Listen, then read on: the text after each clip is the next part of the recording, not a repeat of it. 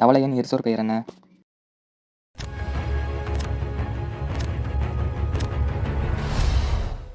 Answer Rana டெக்டைலா. பூனையின் இருசொற் பெயர் என்ன?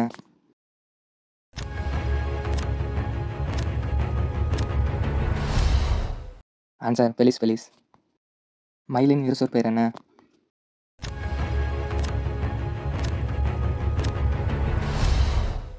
Answer பாவோ கிறிஸ்டேடஸ்.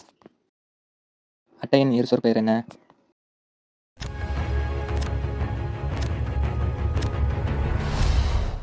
Answer hirudinaria granulosa. கீழ்கண்டவற்றில் காகம் என்பதன் இருசொற் பெயர் என்ன?